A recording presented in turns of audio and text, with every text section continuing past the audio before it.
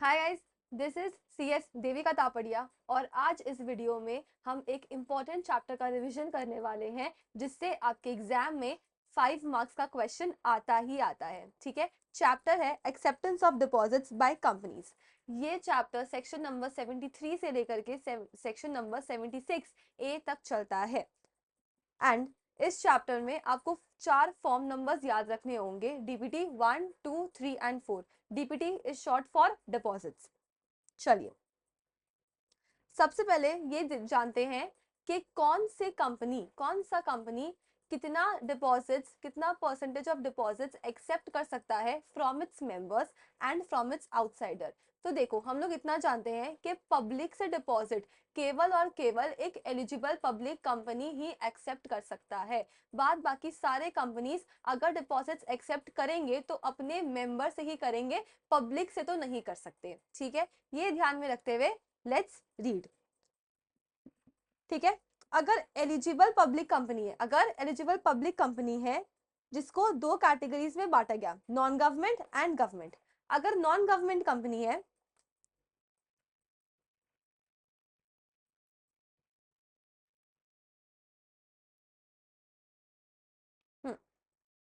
Sorry, technical glitch आ गया था। Okay, हम लोग बात कर रहे थे कि कौन सी कंपनी कितने परसेंटेज ऑफ डिपॉजिट्स एक्सेप्ट कर सकता है from its public and the members. अगर एलिजिबल पब्लिक कंपनी है तो केवल वही कंपनी पब्लिक से डिपॉजिट एक्सेप्ट कर सकता है। बाद बाकी सारे कंपनीज अगर डिपॉजिट्स एक्सेप्ट करेंगे तो अपने मेंबर से ही एक्सेप्ट करेंगे। ठीक है, तो अगर एलिजिबल पब्लिक कंपनी है उसमें नॉन गवर्नमेंट कंपनी और गवर्नमेंट कंपनी। अगर नॉन गवर्नमेंट कंपनी है तो वो अपने मेंबर से up to 10% of deposit accept करेगा एंड आउटसाइडर से 25%। गवर्नमेंट कंपनी मेंबर आउटसाइडर मिला के 35%। बाद बाकी सारे कंपनीज आउटसाइडर्स यानी कि पब्लिक से डिपॉजिट एक्सेप्ट कर ही नहीं सकते, करेंगे तो अपने मेंबर से ही करेंगे। Let's see the percentage. फिर कैटेगरीज ऑफ कंपनीज क्या है? Public company, private, IFSC public company, startup private company and private company satisfying all the 3 conditions. ठीक है, 6 कैटेगरीज ऑफ कंपनीज है। सबसे पहले एलिजिबल पब्लिक कंपनी, उसको छोड़ के रिमेनिंग पब्लिक कंपनीज। फिर प्राइवेट कंपनी, अलग से IFSC public company, startup private company and private company satisfying all the 3 conditions. एक बार फिर से, eligible public company, private company, IFSC public company. तो IFSC प्राइवेट कंपनी कहाँ आएगा? वो प्राइवेट कंपनीज की लिस्ट में ही आ गया। ठीक है, IFSC public company, startup private companies and private company satisfying all the 3 conditions. Okay, तो आउटसाइडर से तो 0। ठीक है, पब्लिक कंपनी मेंबर्स से अप टू 35% ही ले सकता है। Private company IFSC public company 100 and next दो इज अनलिमिटेड, यानी वो जितना चाहे अपने मेंबर से डिपॉजिट एक्सेप्ट कर सकते हैं। वापस से ये चार्ट को एक बार रिवाइज करेंगे। ठीक है, पहले 6 categories of companies. Eligible public company, private company, IFSC public company, startup private company and private company satisfying all the 3 conditions. अब एलिजिबल पब्लिक कंपनी को दो कैटेगरीज में बांटा गया, पहले नॉन गवर्नमेंट कंपनी और फिर गवर्नमेंट कंपनी। अगर नॉन गवर्नमेंट कंपनी है तो वो अपने मेंबर्स से मैक्सिमम 10%, आउटसाइडर से 35%।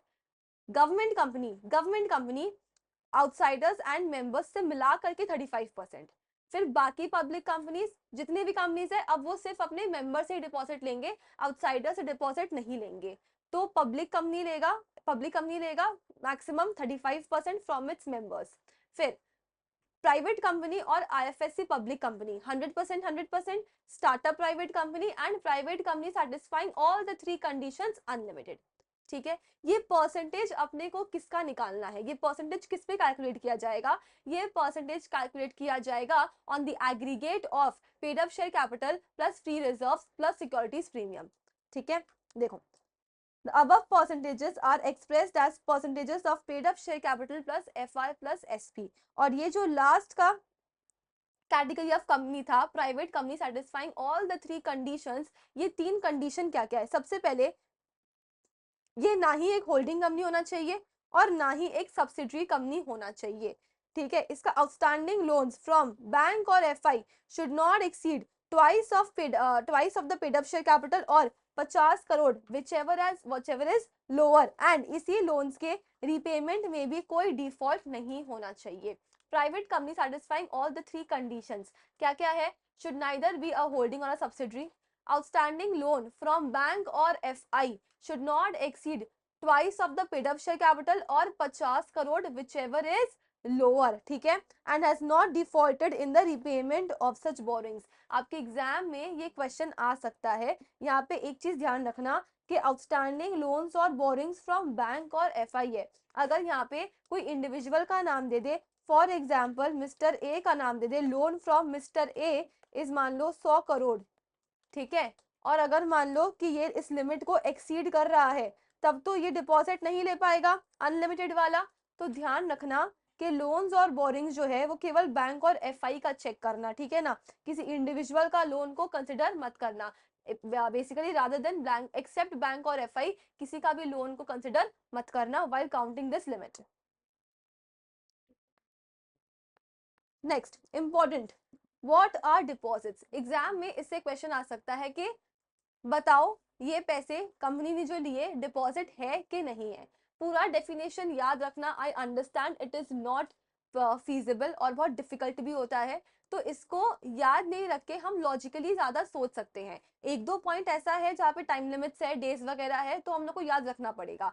बट अगर ईज ऑफ डूइंग बिजनेस के लॉजिक को ध्यान में रखते हुए यू थिंक अबाउट इट, आप आंसर कर पाओगे बिना पढ़े भी, लॉजिक से भी आप आंसर कर पाओगे, ठीक है। डेफिनेशन डिफाइंड है अंडर सेक्शन, एक second,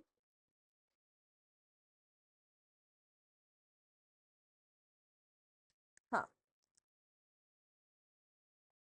definition under section 2 clause number 31, any receipt of money by the company is a deposit, लेकिन does not includes क्या क्या, amount received from CG, SG, LA या foreign source, ठीक है। इसको short में कंसाइज करके लिखा गया है क्योंकि आपको पूरा 17-18 पॉइंट्स लिखने के लिए एग्जाम में नहीं बोलेगा, आपको सिचुएशंस दे देगा एंड आपको आइडेंटिफाई करना पड़ेगा कि whether it will be considered as a deposit और नॉट, ठीक है। तो टेंशन नहीं, पूरा याद अगर नहीं भी होता है तो इट्स फाइन। धुंधला धुंधला हाँ कहीं पढ़ा था, याद है, इट विल डू।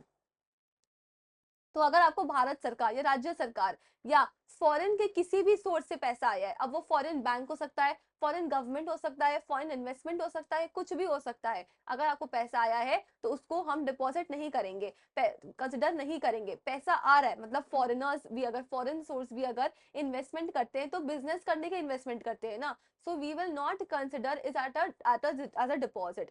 साथ में सीजी और एसजी, सेंट्रल गवर्नमेंट और सेंट्रल गवर्नमेंट या लोकल अथॉरिटीज भी अगर कंपनी को ग्रांट्स वगैरह देते हैं, डोनेशंस वगैरह देते हैं, तो वो बिजनेस करने के लिए देते हैं, ठीक है ना, बिजनेस करने के लिए देते हैं, दैट इज वाई इसको भी हम डिपॉजिट कंसिडर नहीं करेंगे।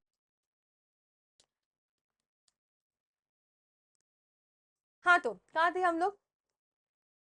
जो पैसा कंपनी ने एज लोन उठाया होगा फ्रॉम बैंकिंग कंपनी या इंश्योरेंस कंपनी या शेड्यूल्ड बैंक या पब्लिक फाइनेंशियल इंस्टीट्यूशन या कमर्शियल पेपर या दूसरे कंपनी से भी, तो उसको भी हम डिपॉजिट कंसिडर नहीं करेंगे। उसके अलावा अगर कंपनी को शेयर एप्लीकेशन मनी मिला है तो अलॉटमेंट विद इन 60 डेज करना पड़ता है, अदरवाइज आपको रिफंड करना पड़ेगा विद इन नेक्स्ट 15 डेज। अगर आपने नेक्स्ट 15 डेज में पैसा रिफंड नहीं किया तो हम उसको डिपॉजिट कंसिडर कर लेंगे, ठीक है।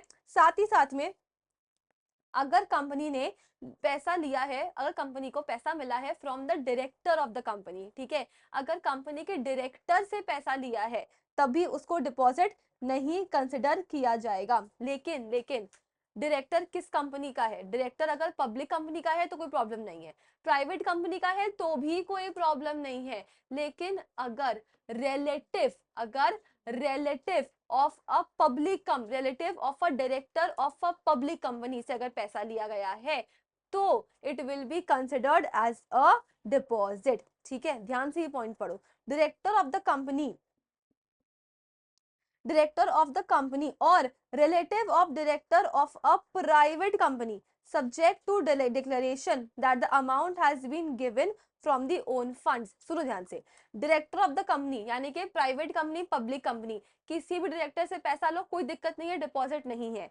और relative of director of private company, private company के रिलेटिव से भी आप पैसा लो, कोई दिक्कत नहीं, क्योंकि घर की कंपनी है ना, घर की कंपनी में घर वाले पैसे नहीं लगाएंगे तो कौन लगाएगा। लेकिन अगर आपने पब्लिक कंपनी के रिलेटिव, पब्लिक कंपनी के डायरेक्टर के रिलेटिव से पैसा लिया है तो उसको हम डिपॉजिट कंसिडर करेंगे। लेकिन अगर जब आप रिलेटिव से पैसा ले रहे हैं, प्राइवेट कंपनी अगर अपने डायरेक्टर के रिलेटिव से पैसा ले रहा है तो उसको एक डिक्लेरेशन देना पड़ेगा, ठीक है, उसको एक डिक्लेरेशन देना पड़ेगा दैट जो भी वो पैसा दे रहा है कंपनी को, it is from the own funds, it is from his own funds and not from the borrowed funds, ठीक है।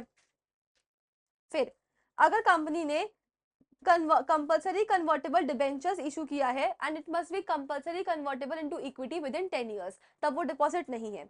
उसके अलावा नॉन कन्वर्टेबल है, अनसिक्योर्ड है पर लिस्टेड है, तो भी वो डिपॉजिट नहीं माना जाएगा। आप एम्प्लॉइज से पैसे ले सकते हो not exceeding his annual salary.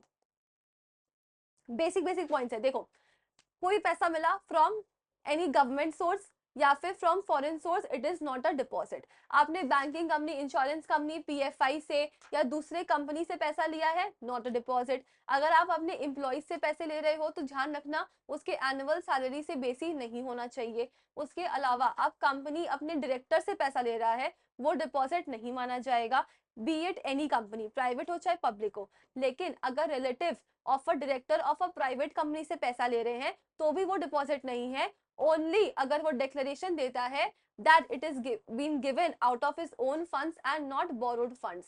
Deposit क्या है फिर, अगर relative of a director from a public company से पैसा लिया है तब डिपॉजिट माना जाएगा। उसके अलावा अगर non convertible debentures, compulsory convertible debentures issue किया है with in 10 years, it must be convertible into equity within 10 years, तब वो डिपॉजिट नहीं है। नॉन कन्वर्टेबल है, अनसिक्योर्ड है पर लिस्टेड है, तो भी डिपॉजिट नहीं माना जाएगा, ठीक है। पैसा ट्रस्ट में पड़ा हुआ है तो भी डिपॉजिट नहीं है। प्रमोटर पैसा लेके आ रहा है यार, प्रमोटर पैसा लेके आ रहा है तो भी डिपॉजिट नहीं है। निधि कंपनी अपने मेंबर से पैसा एक्सेप्ट करता है तो उसके लिए डिपॉजिट का अलग से रूल्स बनाया हुआ है, तो वो उधर जाएगा, इस चैप्टर में नहीं आएगा। उसके अलावा आपने चिट फंड पैसा लगाया, चिट फंड में पैसा लगाया था तो भी डिपॉजिट नहीं है। चिट फंड हो, कलेक्टिव इन्वेस्टमेंट स्कीम्स हो, ये सब में भी, ये सब में, या फिर रेट्स, इनवेट्स, म्यूचुअल फंड से पैसा लगाया है, ऑल्टरनेट इन्वेस्टमेंट फंड्स में पैसा लगाया है, तो भी ये सब डिपॉजिट नहीं माना जाएगा।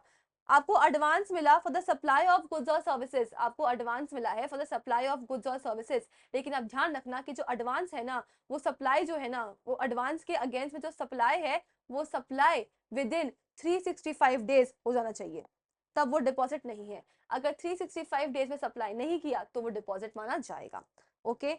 अगर स्टार्टअप को अमाउंट मिला है of ₹25 lakhs bye way of convertible notes and those convertible notes must be convertible into equity within a period of 25 years, sorry 10 years, sorry 10 years, तब वो डिपॉजिट नहीं माना जाएगा, ठीक है। एक बार क्विकली इसको देख लेते हैं, बहुत ही सिंपल है। कोई भी पैसा मिला है कंपनी को फ्रॉम गवर्नमेंट सोर्स या फॉरेन सोर्स तो वो डिपॉजिट नहीं है।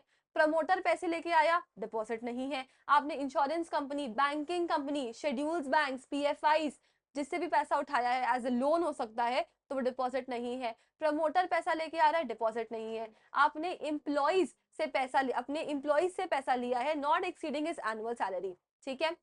अनसिक्योर्ड, अनसिक्योर्ड, नॉन कन्वर्टेबल पर लिस्टेड डिबेंचर्स है, डिपॉजिट नहीं है। अगर कंपल्सरी कन्वर्टेबल डिबेंचर्स है तो it must be convertible with in 10 years, ठीक है। फिर शेयर एप्लीकेशन मनी मिला है, allotment should be made with in 60 days, Fehling which it must be refunded with in next 15 days, तब वो डिपॉजिट नहीं है। डायरेक्टर ऑफ अ कंपनी से पैसा, डायरेक्टर अपने कंपनी अपने डायरेक्टर से पैसा लिया है तो भी डिपॉजिट नहीं है, ठीक है। उसके अलावा प्राइवेट कंपनी के डायरेक्टर के रिलेटिव ने पैसा दिया है तो भी डिपॉजिट नहीं है, provided he gives a declaration that the amount is being given out of his own funds and not borrowed funds। उसके अलावा अगर पब्लिक कंपनी का डायरेक्टर, का रिलेटिव अगर कंपनी में पैसा लगाता है या पैसा देता है तो वो डिपॉजिट कंसिडर किया जाएगा, ठीक है। बाकी ट्रस्ट में हो, चिट फंड में हो, कलेक्टिव इन्वेस्टमेंट स्कीम से पैसे मिले आपको, ऑल्टरनेट इन्वेस्टमेंट फंड्स या म्यूचुअल फंड्स या रेट्स या इनवेट्स, ये सबसे पैसा मिला है तो भी डिपॉजिट नहीं है। आपको एडवांस मिला है, supply must be made with in 365 days, तब वो डिपॉजिट नहीं है। स्टार्टअप कंपनीज है, स्टार्टअप कंपनीज अगर स्टार्टअप कंपनीज को 25 lakhs या उससे ज्यादा का अमाउंट मिलता है by way of convertible notes, then those convertible notes must be convertible into equity within 10 years, otherwise deposit माना जाएगा। ठीक है, आई होप आपको आइडिया लग गया होगा कि दिस इज द डेफिनेशन। अगर आप ईज ऑफ डूइंग बिजनेस के पॉइंट ऑफ व्यू से सोचोगे तो आप बहुत सारी चीजें लॉजिकली सोच के आंसर कर पाओगे। ठीक है, let's move on to the provisions, section number 73। सबसे पहले ये चैप्टर कौन कौन से कंपनीज के ऊपर एप्लीकेबल ही नहीं है। Banking, insurance, banking company NBFC and HFC, banking company HFC and HFC, ये कंपनीज के ऊपर ये चैप्टर एप्लीकेबल ही नहीं है। उसके अलावा other company specified by CG in consultation with RBI, और अभी तक कोई भी कंपनी स्पेसिफाइड नहीं है। ठीक है, तो अभी तक एज ऑफ नाउ ये चैप्टर कौन से कंपनीज पे एप्लीकेबल नहीं है? Banking company, NBFC non banking financial companies and HFC housing finance companies, इसके ऊपर एप्लीकेबल नहीं है। अगर कंपनीज अपने मेंबर से डिपॉजिट एक्सेप्ट करता है, कंपनीज अगर अपने मेंबर से डिपॉजिट एक्सेप्ट करता है तो उसको 73 सेक्शन नंबर 73 सब सेक्शन 2 में जो कंडीशंस दिए गए हैं ए से लेके एफ तक में उसको कंप्लायंस करना पड़ेगा। ठीक है, क्या है? सबसे पहले देखते आओ। सबसे पहले ओआर इन जीएम पास करना पड़ेगा। ठीक है, ओआर इन जीएम पास करना पड़ेगा। उसके अलावा कंपनी इशू करेगा circular in form number DPT 1, company issue करेगा circular in form number DPT 1 to its members, और इसमें 4 बातें लिखी हुई रहेंगी। क्या क्या? कंपनी का लेटेस्ट फाइनेंशियल पोजीशन क्या है, क्रेडिट रेटिंग क्या क्रेडिट रेटिंग लिया है कि नहीं, टोटल नंबर ऑफ डिपॉजिटर्स अभी प्रेजेंटली कंपनी में कितने हैं, एंड उनका आउटस्टैंडिंग अमाउंट ऑफ डिपॉजिट्स कितना है। ये 4 डिटेल्स डीपीटी 1 में मेंशन रहेगा ही रहेगा। देखो, company shall issue circular in form number DPT 1 including a statement showing the financial position of the company, credit rating obtained, total number of depositors and amount due towards the previous deposits. DPT 1 company सबसे पहले ROC को चढ़ाएगा, submit करेगा, और ROC को submit करने के बाद वहां से विद इन 30 डेज अपने मेंबर को सर्कुलेट करेगा। लेकिन लॉ में लिखने का तरीका इसका थोड़ा सा अलग है। देखो, file DPT 1 with ROC within 30 days before the issue of the date of circular. ठीक है, इशू करने से 30 दिन पहले, इशू करने से एटलीस्ट 30 दिन पहले company will have to submit the circular to ROC, यानी कि जिस दिन आरओसी को सबमिट किया वहां से 30 डेज के अंदर आप सर्कुलर अपने मेंबर्स को सर्कुलेट कर सकते हैं। ठीक है, ओके। उसके बाद transfer to deposit repayment reserve account, इसमें क्या करना है? 30th company 30th April of each year, 30th April of each year कम से कम भी 20% of the amount of deposits जो during the following financial year mature होने वाले हैं, it must be kept in a schedule bank account to be called deposit repayment reserve account. ठीक है, देखो क्या बोल रहा है, इतना बोल रहा है कि फॉलोइंग फाइनेंशियल ईयर में जो डिपॉजिट्स मच्योर होगा, जो डिपॉजिट्स मच्योर होगा उसका कम से कम भी 20% company will keep in a separate bank account with a schedule bank called deposit repayment reserve account. ठीक है, क्लॉज नंबर डी हट चुका है, एक्ट से ही हट चुका है। ठीक है, फिर तक क्या बोल रहा है? फिर बोल रहा है कि कंपनी का प्रीवियस कोई भी एग्जिस्टिंग डिफॉल्ट नहीं होना चाहिए इन रिपेमेंट ऑफ डिपॉजिट्स। अगर हुआ था तो उसने उस डिफॉल्ट को ठीक कर दिया है, और डिफॉल्ट को ठीक किए हुए 5 साल बीत चुका है, अब वो डिपॉजिट्स एक्सेप्ट कर सकता है। Okay, and deposits must be secured. Last point बोलता है डिपॉजिट्स मस्ट बी सिक्योर्ड। इसका मतलब क्या है कि अगर डिपॉजिट अनसिक्योर्ड है या अगर पार्शली सिक्योर्ड है तो उसको भी हम अनसिक्योर्ड ही मानेंगे। और ये बात कि डिपॉजिट्स अनसिक्योर्ड है must be mentioned in every circular, every document relating to the deposits. Okay, सुनो, अगर कंपनी, अब क्विक रिवीजन, अगर कंपनी अपने मेंबर से डिपॉजिट एक्सेप्ट करता है तो उसको section number 73 sub section 2 clause number A से लेके एफ तक का कंप्लायंस करना पड़ेगा। सबसे पहले क्लॉज ए क्या बोलता है, company will issue circular in form number DPT 1 containing 4 things, latest financial position, credit rating obtained, total number of depositors and amount of deposits outstanding. The DPT1 shall first be filed with ROC within 30 days before the issue of circular to its members. यानी पहले ROC को file करना है within 30 days, वहां से within 30 days member को circulate करना है।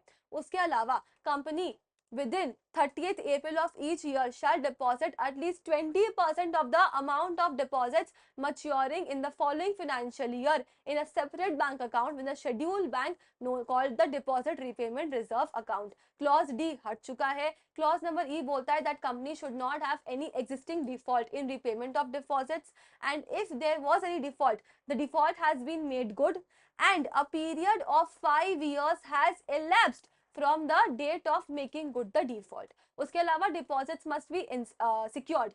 If the deposits are not secured or they are partially secured, they will be treated as unsecured deposits, and this fact shall be quoted in every circular, every document relating to the deposits. Okay. ये था 6 conditions for a company to comply if it is raising deposits from its members. इसमें सिर्फ एक चीज ध्यान रखना कि हमने जो चार्ट पढ़ा था, ठीक है, और इसमें जो ये लास्ट 4 कैटेगरीज ऑफ कंपनीज है ना, private company, IFSC, public company, startup private company and private company satisfying all the 3 conditions, ये 4 कंपनीज अगर अपने मेंबर से डिपॉजिट एक्सेप्ट करता है तो इनको केवल और केवल 73 sub section 2 clause number F ही कंप्लाई करना है, बाकी ऊपर के 5 उनके लिए एग्जेम्प्ट है। ठीक है, तो क्लॉज एफ कौन सा है, वही the deposits must be secured. अगर सिक्योर्ड नहीं है तो ये बात हर सर्कुलर, हर डॉक्यूमेंट में मेंशन करना पड़ेगा। ठीक है, I hope I am clear. उसके अलावा ऑब्वियस सा बात है, जो डिपॉजिट होगा उसको हम लोग इंटरेस्ट के साथ ही रीपे करेंगे। ठीक है, और अगर कोई भी कंपनी डिपॉजिट्स को रीपे करने में डिफॉल्ट कर जाता है तो डिपॉजिट होल्डर के पास में राइट रहता है कि वो एनसीएलटी के पास जा सकता है और एनसीएलटी फिर कंपनी से जबरदस्ती डिपॉजिट्स का रिपेमेंट करवाएगा। डिपॉजिट रिपेमेंट अकाउंट में जो पैसा रखोगे वो किस पर्पस के लिए यूज करोगे, only for the repayment of deposits.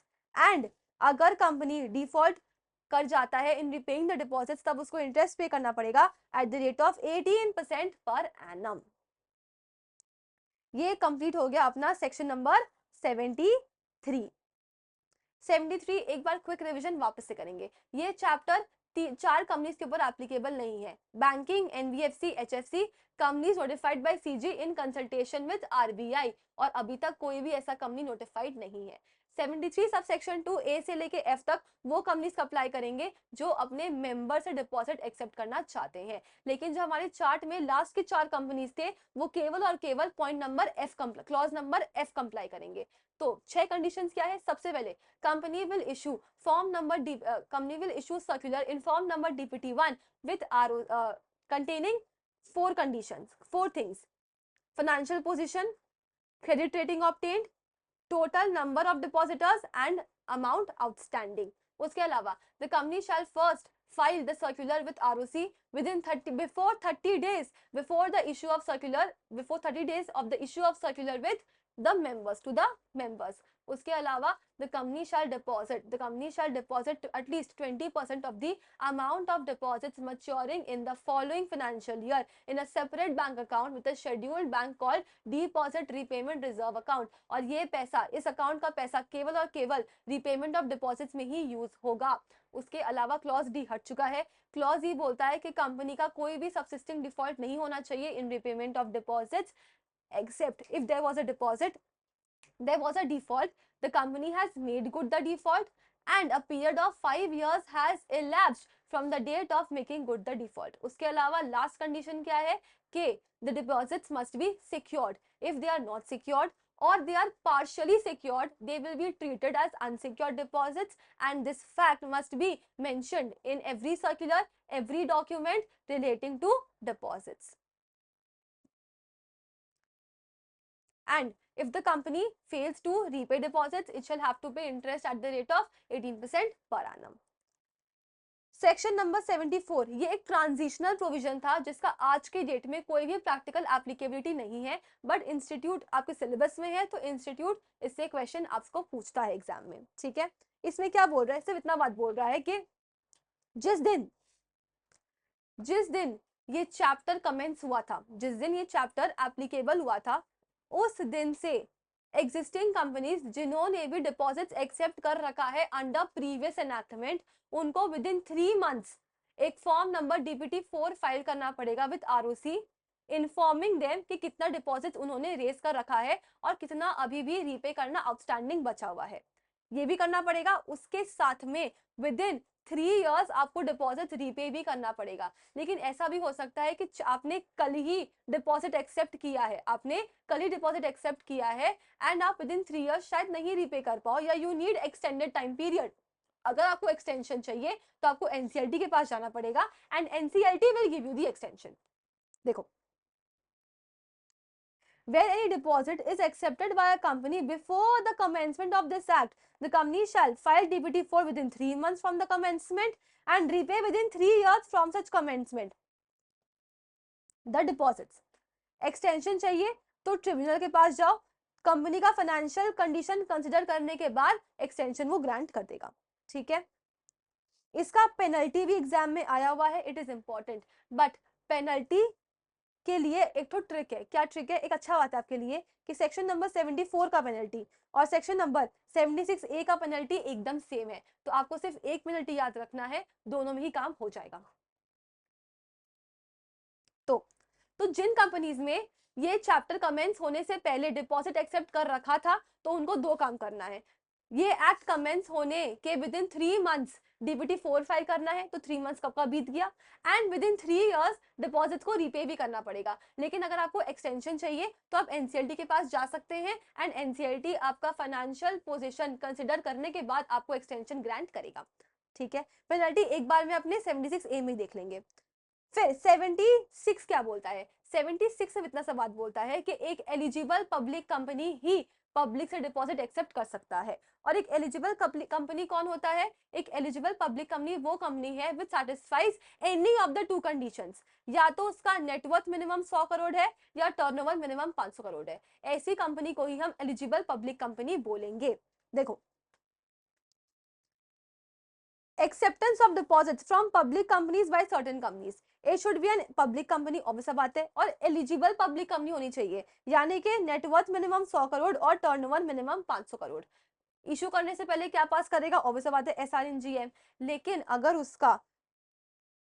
उसका borrowing is with in the limit under section 180 sub section 1 clause C, तब उसको ORNGM पास करना है। और 180 सबसेक्शन 1 क्लॉज C में क्या लिमिट है कि कंपनी का प्रेजेंट बोरोइंग प्लस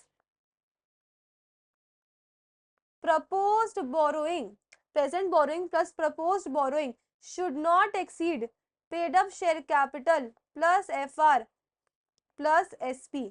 अगर कंपनी का बोरोइंग्स इस लिमिट के अंदर में है तब उसको OR पास करना है, SR पास करने का रिक्वायरमेंट नहीं है, और साथ ही साथ में क्रेडिट रेटिंग ऑब्टेन करना पड़ेगा। तो 76 इतना ही बात करता है कि एलिजिबल पब्लिक कंपनी कौन है।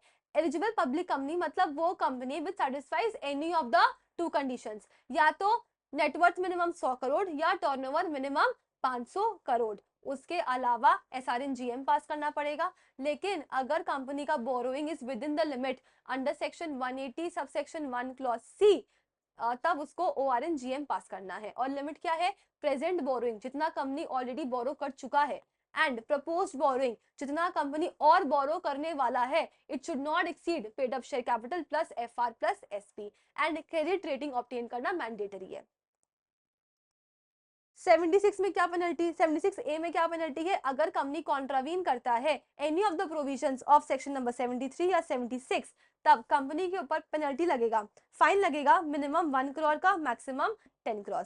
एंड ऑफिसर इन डिफॉल्ट के ऊपर जेल भी हो सकता है up to 7 years, and fine लगेगा, अच्छा जेल भी हो सकता है अप टू 7 इयर्स, या फिर फाइन लगेगा of minimum 25 lakh, maximum 2 crore, और बोथ। लेकिन अगर आपने जानबूझ के धोखा दिया है तब ऑब्वियस बात है 447 में फ्रॉड की जो पेनल्टी है वो आपके ऊपर एप्लीकेबल हो जाएगी। ओके, एंड 74 का भी देखो सेम पेनल्टी है, कंपनी के ऊपर में fine minimum 1 crore, maximum 10 crore, officer in default के ऊपर इम्प्रिजनमेंट अप टू 7 इयर्स, या फिर fine minimum 25 lakh, maximum 2 crore, और बोथ। ठीक है, तो फाइन कितना लग रहा है, कंपनी के ऊपर में minimum 1 crore, maximum 10 crore, officer in default के ऊपर में जेल हो सकता है अप टू 7 इयर्स, या फिर फाइन लगेगा मिनिमम 25 लाख, मैक्सिमम 2 करोड़, या फिर दोनों का कॉम्बिनेशन भी लग सकता है। ठीक है, अब आते हैं डिपॉजिट के रूल्स में। ठीक है, रूल्स बीइंग वेरी इंपॉर्टेंट। सबसे पहले डिपॉजिटर ट्रस्टी अपॉइंट करना है। डिपॉजिटर ट्रस्टी कौन होता है, depositor trustee is nothing but sort of a representative of the deposit holders, जो कंपनी के सामने डिपॉजिट होल्डर्स का इंटरेस्ट को प्रोटेक्ट करेगा। ठीक है, देखो, तो उसके साथ में कंपनी एक डिपॉजिट ट्रस्ट डीड एग्जीक्यूट करेगा इन form number DPT2 at least 7 days before issuing the circular. कौन कौन डिपॉजिट ट्रस्टी नहीं बन सकता, ठीक है, बेसिकली हम चाहते हैं कि हमारा डिपॉजिटर ट्रस्टी जो है वो एकदम से इंडिपेंडेंट और अनबायस्ड इंसान होना चाहिए। उसी को ध्यान में रखते हुए 4 पॉइंट पढ़ना बहुत इजी है। देखो, कंपनी का डायरेक्टर KMP ऑफिसर एम्प्लॉय नहीं होना चाहिए, कंपनी का भी नहीं होना चाहिए, और कंपनी के होल्डिंग सब्सिडरी एसोसिएट का भी नहीं होना चाहिए, और इनका रिलेटिव भी नहीं चलेगा। ठीक है, indebted indebted to the company holding subsidiary associate या फेलो सब्सिडरी, इसने ले रखा है पैसा, यानी किसी इंसान ने अगर कंपनी होल्डिंग सब्सिडरी एसोसिएट या फेलो सब्सिडरी से कर्जा ले रखा है तो ऑब्वियस बात है वो बायस ही रहेगा, अनबायस नहीं हो सकता। अगर गारंटी दे रखा है अगेंस्ट द डिपॉजिट्स और इंटरेस्ट, वो भी नहीं बन सकता। उसके अलावा उसका कंपनी के साथ में कोई मटेरियल पेक्यूनियरी रिलेशनशिप है तो वो भी डिपॉजिटर ट्रस्टी नहीं बन पाएगा। Very simple. डिपॉजिटर ट्रस्टी कौन नहीं बन सकता, director KMP officer employ, director KMP officer employ उन लोग का relative, director KMP officer employ उन लोग का relative of the company holding subsidiary associate, indebted है, गारंटी दे रखा है, इंडेटेड है to the company holding subsidiary associate fellow subsidiary, या गारंटी दे रखा है against repayment of the deposit या उनका इंटरेस्ट। उसके अलावा उसका कंपनी के साथ में कोई मटेरियल पेक्यूनियरी रिश्ता है तो वो भी डिपॉजिटर ट्रस्टी नहीं बन पाएगा। अगर ट्रस्टी को हटाना है तो यूनानिमस बोर्ड रेजोल्यूशन लगता है। यूनानिमस बोर्ड रेजोल्यूशन माने क्या होता है, when all the directors have voted in favour of the resolution, तो वो होता है यूनानिमस बोर्ड रेजोल्यूशन जो डिपॉजिटर ट्रस्टी को हटाने के केस में काम आएगा। लेकिन जिस कंपनी को इंडिपेंडेंट डायरेक्टर रखने का रिक्वायरमेंट है वो UBR जो पास करेंगे इंडिपेंडेंट एटलीस्ट 1 इंडिपेंडेंट डायरेक्टर के प्रेजेंस में पास करेंगे। ठीक है, फिर rules relating to deposits. Deposits ये इंपॉर्टेंट है, ठीक है, एग्जाम पर्सपेक्टिव से ये पॉइंट आपके लिए बहुत ज्यादा इंपॉर्टेंट रहेगा, इससे क्वेश्चन आता है। कंपनी डिपॉजिट्स मिनिमम 6 मंथ्स के लिए एक्सेप्ट कर सकती है, मैक्सिमम 36 मंथ्स के लिए एक्सेप्ट कर सकती है। लेकिन अगर कंपनी 6 महीना से भी कम के लिए डिपॉजिट एक्सेप्ट करना चाहती है तो कर सकती है, लेकिन उसमें भी मिनिमम 3 महीना के लिए तो डिपॉजिट एक्सेप्ट करना ही पड़ेगा। साथ ही साथ उसमें अमाउंट का भी रेस्ट्रिक्शन है। तो अमाउंट अगर आप 3 महीना के डिपॉजिट एक्सेप्ट कर रहे हैं तो amount can not exceed 10% of paid up share capital plus free reserves plus SP। ठीक है, और अगर pre mature repayment of deposit होता है तो हाँ कर सकते हैं, आफ्टर 6 मंथ्स ही कर सकते हैं, उसमें भी जितना डिपॉजिट होल्डर को मैच्योरिटी के टाइम पे इंटरेस्ट रेट मिलना था उससे 1% कम ही मिलेगा। अगर 6 महीना या उससे बेसी टाइम पीरियड हो जाता है तो उसको राउंड ऑफ टू 1 कर देते हैं। ठीक है, फिर company 30 June of every year ROC के साथ फाइल करेगा एक audited return in form number DPD3 return of deposits, ठीक है, जिसमें deposits as on 31 March of that year का डिटेल्स जाता है। अभी तक क्या पढ़े अपने? डिपॉजिट्स कंपनी मिनिमम 6 मंथ्स के लिए एक्सेप्ट करेगा, मैक्सिमम 36 मंथ्स। 6 महीना से लिए कम के लिए भी करना चाहता है तो कर सकता है, लेकिन उसमें भी मिनिमम 3 महीना के लिए करना ही पड़ेगा। साथ में अमाउंट का भी रेस्ट्रिक्शन है, amount raise can not exceed 10% of paid up share capital plus free reserves plus securities premium. Pre mature repayment कर सकते हैं क्या? हाँ कर सकते हैं, लेकिन उसमें भी डिपॉजिट होल्डर को मिनिमम 6 महीना का वेट करना पड़ेगा। उसके बाद प्री मैच्योर रिपेमेंट अलाउड है, लेकिन जो इंटरेस्ट रेट मिलना चाहिए था उससे 1% कम मिलेगा। और अगर टाइम पीरियड 6 महीना या उससे बेसी हो जाता है तो it will be rounded off to 1।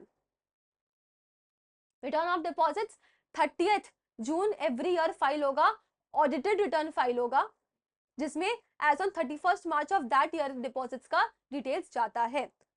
Deposit secured होगा, अगर डिपॉजिट सिक्योर्ड है तो एसेट्स पे चार्ज क्रिएट करना पड़ेगा। Charge with in 30 days create करना पड़ता है। जिस दिन आपने डिपॉजिट एक्सेप्ट किया वहां से 30 दिन के अंदर you will have to, the company will have to create charge. अब क्या क्या ध्यान रखना है इसमें?